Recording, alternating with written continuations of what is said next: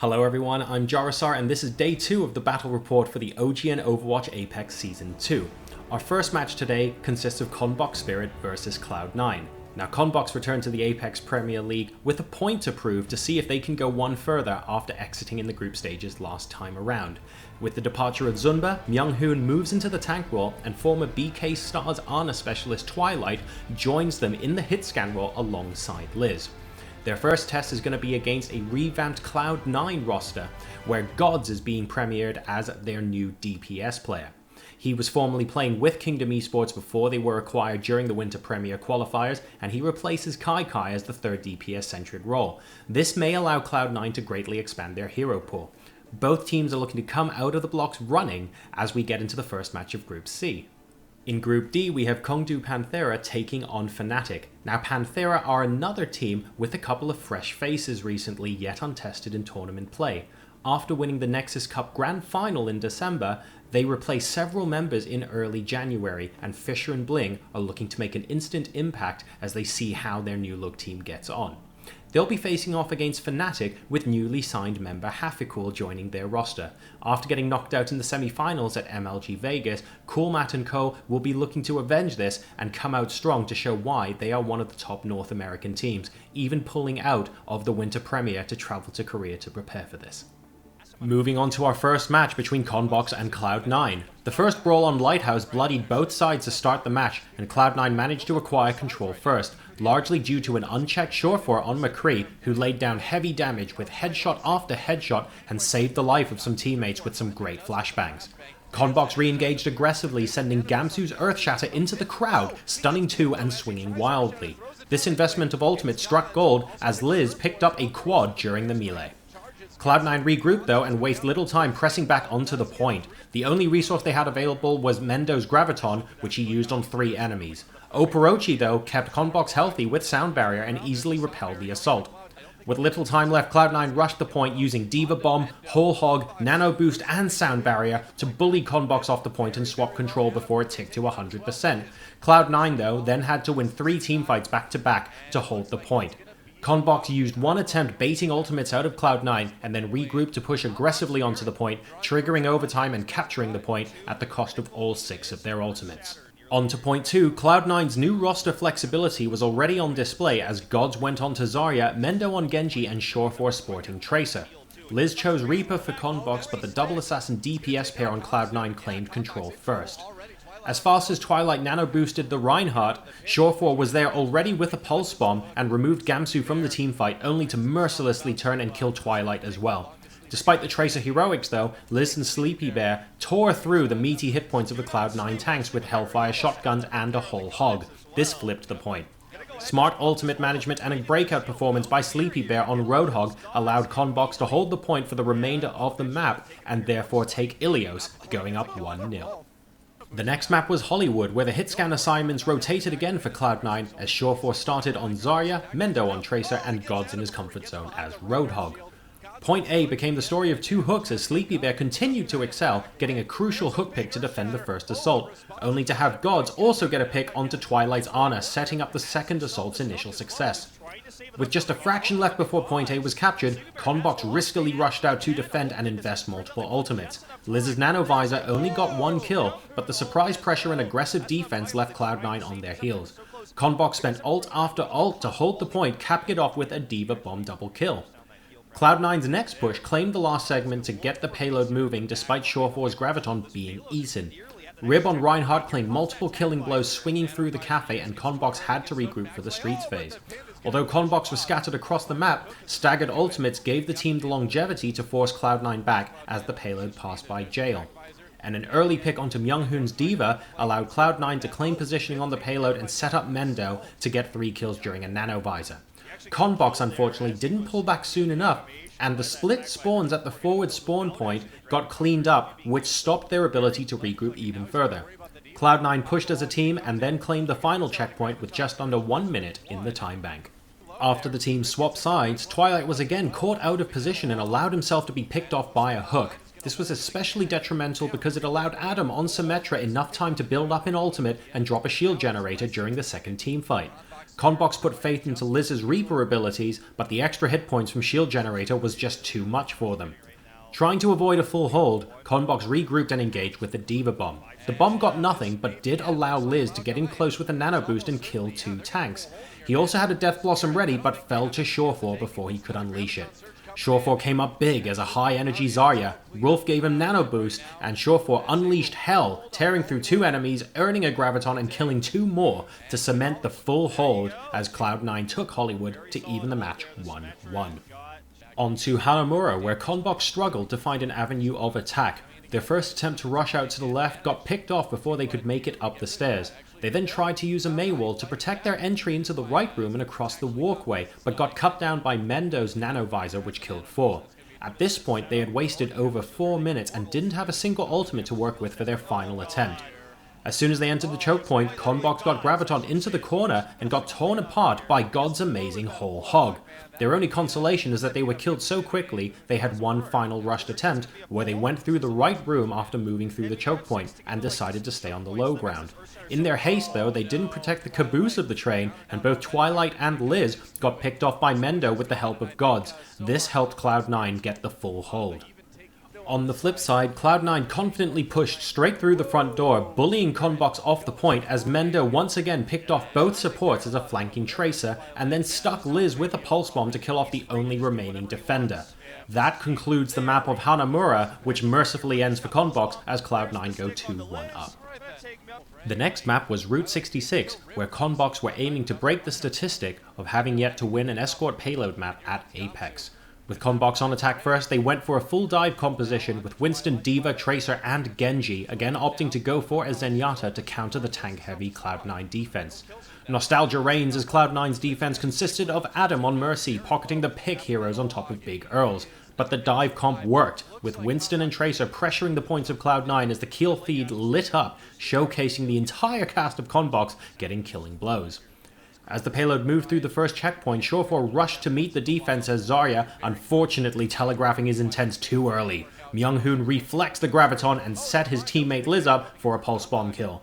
The payload moved freely through the streets phase and approached the second checkpoint.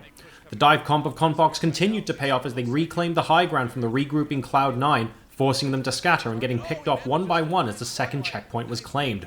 As Cloud9 stabilized, Conbox swapped off the dive composition and rotated onto Reaper and Zarya.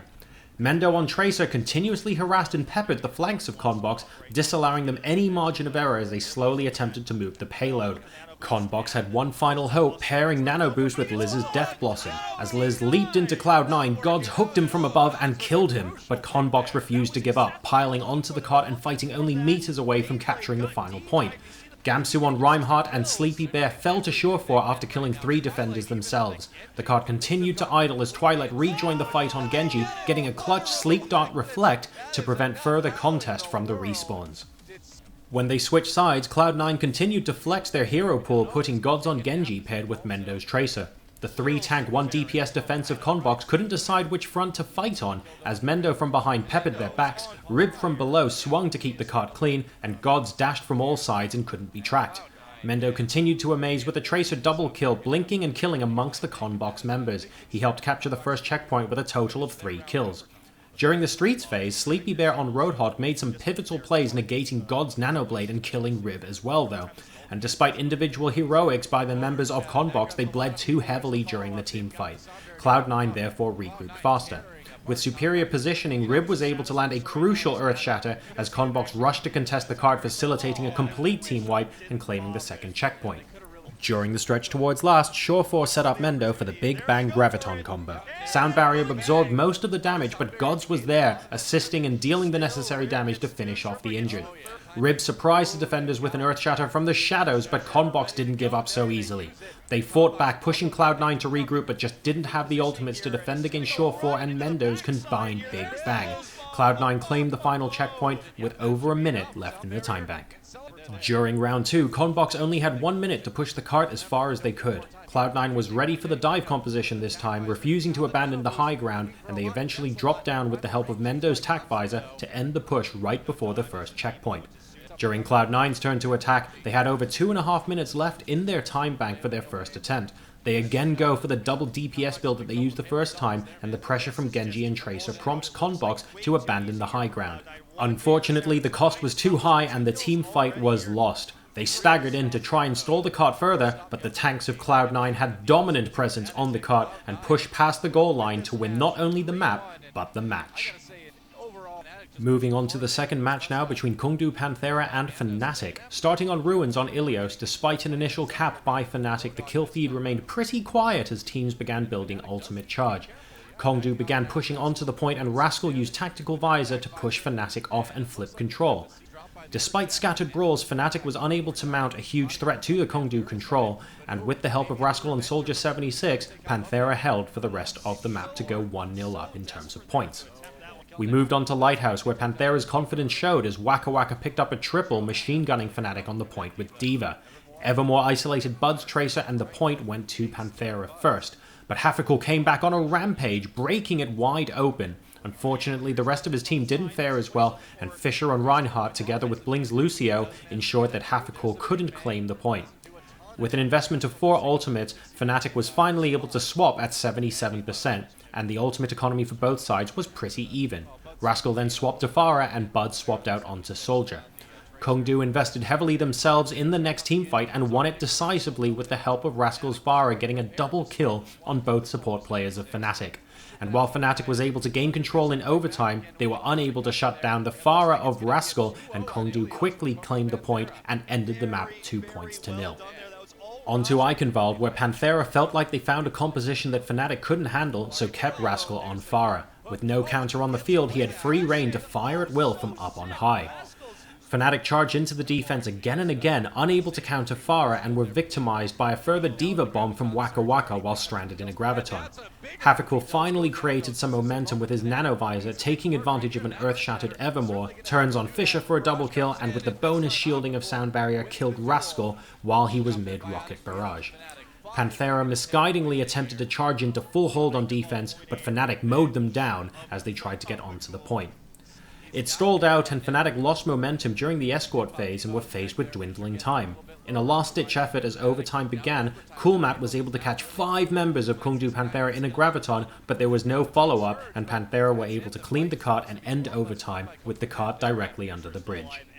After they swapped sides, FNATIC set up their defense with an unexpected Torbjorn and Buds on Tracer. Meanwhile, Panthera set up a classic dive comp with Winston, Tracer, and Genji. Despite getting initial kills inflicted upon them, FNATIC was able to rally and repel the initial attack. After being shut down for a second time, Panthera swapped to what had been working all day for them, Evermore on Roadhog and Rascal on Pharah. FNATIC wasn't ready for the composition change and lost point A. With 4 minutes to get halfway through the first escort phase, Kongdoo pressed forward aggressively, meeting FNATIC on the low ground and spending their bank of ultimates to get a team wipe. A staggered kill on Buds by Evermore delayed FNATIC's ability to regroup properly, and the goal was reached shortly afterwards with continued cart presence and zoning FNATIC off. Our next map was Hanamura, where FNATIC was on the attack first and opted to put Hafficool on Widowmaker. He died to a right click by Mei, but FNATIC maintained their confidence in the pick and he rejoined shortly after respawning to kill Bling. He was then, however, hook killed by Evermore. FNATIC upped the pace of the game anyway and bull rushed aggressively into the defense. Matt was able to get a double kill with the help of Buds on Tracer, and FNATIC claimed point A. They also tried to bull rush point B, but the fight dragged on and respawns tilted it in Panthera's favor. With time ticking down, FNATIC dropped onto point B looking for a big graviton play. Matt eventually found 3 with it, but the fight had already gone on too long and there was little follow-up to capitalize on the moment. Despite attempted heroics by Bud, he dies late and FNATIC had to push without him to trigger overtime. Rascal on Mei, though, ice-walled the entrance, limiting FNATIC's only hope to Stoop, who tried to drop down but failed to trigger the overtime meter. On the other side, FNATIC set up a Symmetra-based defense with Hafficool finally on D.Va and Buds on Soldier. Kongdoo Panthera set up their attack formation with Rascal on Pharah and Wakawaka on Tracer, opting to put Evermore on D.Va instead. Fissure lights up the kill feed as Winston, with Wakawaka assisting, being a constant thorn in the side of FNATIC's defense. Point A was lost and FNATIC now had to hold point B for over 6 minutes or lose the match. Kongdoo tried to convert the momentum into a point B dive, but Hafficool comes up big on D.Va defense with a triple kill. Kongdoo then set up their next attempt, leaving Wakawaka on Soldier on the high ground, gunning down onto the point to force FNATIC off, and they began building up the control meter this way. As the brawling continued on the point, Rascal's high-energy Zarya got kill after kill, and FNATIC didn't have an immediate answer. The respawns can't come fast enough, and Kongdoo Panthera managed to take point B, and with that, the map and the match, winning 3-0. And that does it for both matches of Day 2 of the OGN Overwatch APEX Season 2. To watch the next video, click here, and to subscribe to the channel, click here. In the meantime, thank you for your likes, thoughts, and comments on the video, and I will see you next time for the next installment. Take care.